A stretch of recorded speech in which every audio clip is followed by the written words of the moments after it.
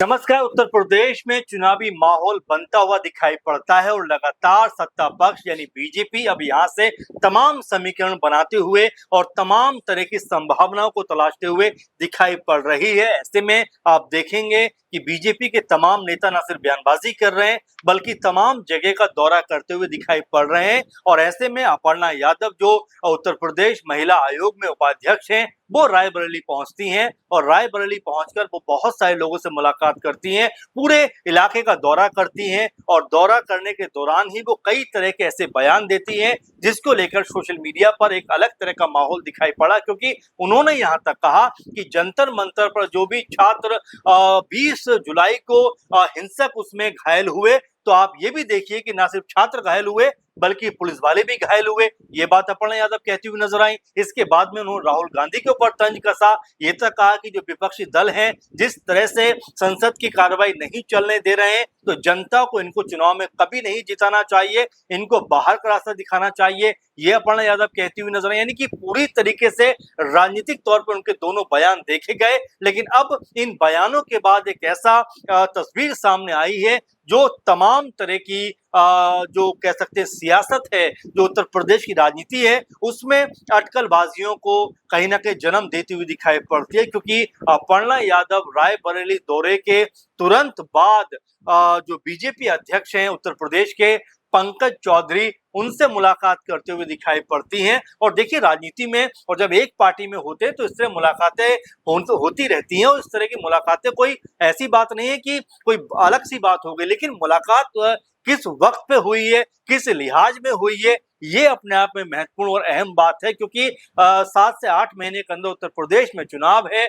और लगातार संभावनाएं बन रही हैं कि कौन कहां से लड़ेगा, किस तरह से लड़ेगा, कौन सा चेहरा कहां पर भेजा जाना चाहिए। यानी कि तमाम चेहरों को लेकर अब जो माथापच्ची का दौर है वो यहाँ पर शुरू होता हुआ दिखाई पड़ता है। ऐसे में अपर्णा यादव रायबरेली जाने के बाद जो बीजेपी अध्यक्ष हैं पंकज चौधरी से मुलाकात करती हैं, तो क्या इसके कोई सियासी मायने भी हो सकते हैं? क्या ये माना जाए कि क्या अपर्णा यादव कहीं रायबरेली तो नहीं जा रही, क्या बाहर से चुनाव तो नहीं लड़ेंगी? यानी अभी तक सिर्फ ये अटकलबाजियां हैं, कोई आधिकारिक जानकारी नहीं है, लेकिन इस तरह से उनका मुलाकात करना, रायबरेली का दौरा करना कहीं ना कहीं एक संभावनाओं को की तरफ इशारा जरूर करता है कि क्या अपर्णा यादव अपनी पकड़ मजबूत करना चाहती है राजनीति में। क्योंकि अब तक ये भी देखा जा रहा था कि 2-3 महीने से जिस तरह जो राजनीतिक तौर पे वो बहुत एक्टिव नहीं थी, जब से उनके पति प्रतीक यादव का निधन हुआ उसके बाद से वो बहुत ज्यादा एक्टिव नहीं दिखाई पड़ी। लेकिन अब लगातार वो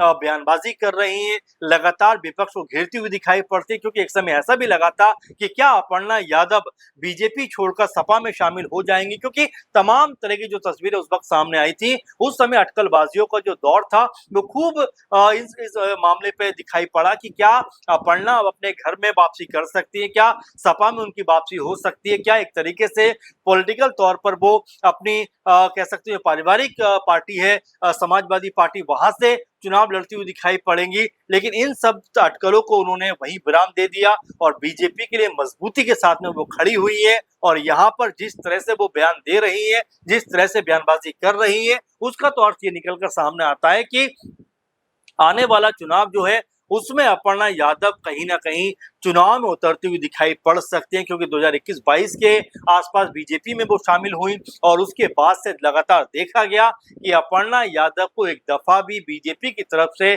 चुनावी मैदान में नहीं उतारा गया। विधानसभा चुनाव हो, लोकसभा चुनाव हो, उपचुनाव हो, किसी भी चुनाव की बात करें, कहीं भी अपर्णा यादव नजर नहीं आए। लेकिन अब ऐसा लगता है जिस तरह से उनकी बयानबाजी हो रही है, जिस तरह से वो दौरा करती हुई दिखाई पड़ रही है और जिस तरह से वो बीजेपी अध्यक्ष पंकज चौधरी से मुलाकात कर रही है, हो सकता है कि कोई बड़ी जिम्मेदारी भी उनको यहाँ पर मिलती हुई दिखाई पड़े।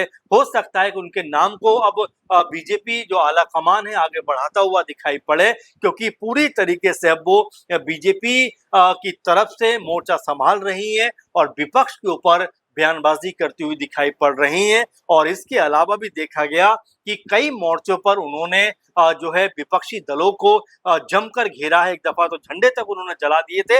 इस तरह की तमाम तस्वीरें भी सामने आई थी। ऐसे में बड़ा सवाल ये बन जाता है कि क्या अपर्णा यादव जो बीते 4-5 साल से लगातार बीजेपी का एक मजबूत हिस्सा है, क्या इस दफा उनको चुनाव में उतरने का मौका मिलेगा। हालांकि इससे पहले चुनाव वो लड़ चुकी है। 2017 में लखनऊ की जो कैंट सीट है वहां से वो समाजवादी पार्टी के टिकट पर चुनाव लड़ी, लेकिन ये और बात है कि चुनाव वो जीतने में नाकाम रही थी। तो क्या अब अपनी राजनीति को एक अलग तरह से वो यहाँ से आगे बढ़ा सकती हैं? क्या वो अपनी राजनीति को यहाँ से आगे बढ़ाती हुई दिखाई पड़ेंगे? क्योंकि ये भी कहा जा रहा था कि जिस तरह से उनके पति यानी प्रतीक यादव का निधन हुआ उसके बाद हो सकता है कि वो राजनीतिक तौर पर उतनी एक्टिव ना रहे, लेकिन तमाम चीजों को देखते हुए और ये तमाम चीजों को जो है सोचते समझते हुए उन्होंने एक बार फिर से राजनीतिक तौर पर जो है वापसी की है और मजबूत वापसी की है और लगातार बयानबाजी कर रही हैं, अपने आप को कहीं ना कहीं एक्टिव करने का प्रयास कर रही हैं। एक बार फिर दिखा रही हैं कि राजनीतिक तौर पर वो हमेशा यूं ही आगे बढ़ती रहेंगी और लोगों के बीच में रहकर काम करेंगी।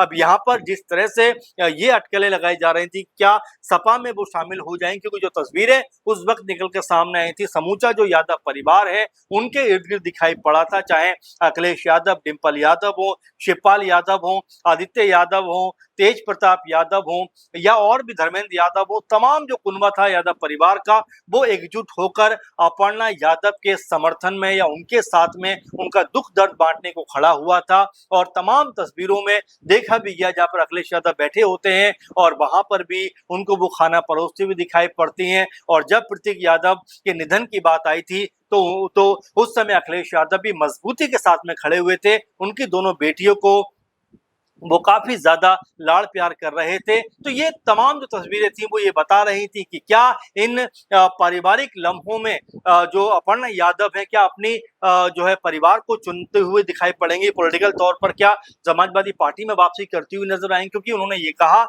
कि भाई पारिवारिक तौर पर तो हम हमेशा मजबूत रहेंगे, लेकिन यहाँ पर बात विचारधारा की है और दो विचारधारा यानी एक सपा विचारधारा और एक बीजेपी विचारधारा। और ये अब देखने को मिल रहा है कि अपर्णा यादव जिस तरह से बीजेपी के लिए आगे बढ़ती हुई दिखाई पड़ती हैं, जिस तरह से बीजेपी की तरफ से बयानबाजी करती हुई नजर आती है, हो सकता आने वाले चुनाव में वो एक बड़ा चेहरा उत्तर प्रदेश में बीजेपी की तरफ से बनती हुई दिखाई पड़े। और जिस तरह से रायबरेली का दौरा उन्होंने किया है और ये सीट जो है कांग्रेस पार्टी की पुश्तैनी सीटों में से एक मानी जाती है। अब यहाँ पर जिस तरह से वो नजर आई है, क्या ये मानकर चला जाए कि आने वाले दिनों में उनका जो कद है पार्टी के लिहाज से वो बढ़ता हुआ दिखाई पड़ेगा? क्या संगठन में उनको कोई बड़ी जिम्मेदारी मिलती हुई दिखाई पड़ेगी? और क्या रायबरेली से वो चुनाव लड़ती हुई दिखाई देंगी? अपने आप में ये कई सवाल ऐसे हैं जो लगातार उभर कर सामने आ रहे हैं। और जिस तरह से उन्होंने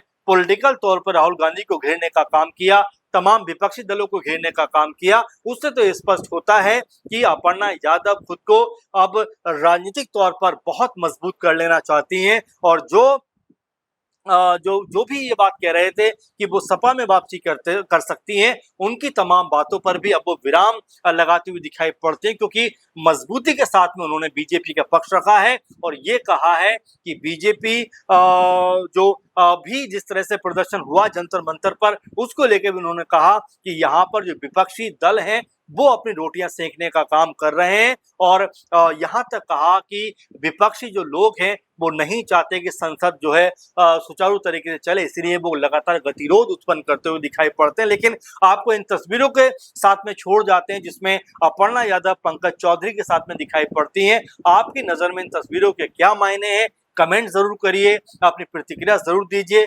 फिलहाल के प्रोग्राम में बस इतना ही। आप लगातार जुड़े रहें। नमस्कार।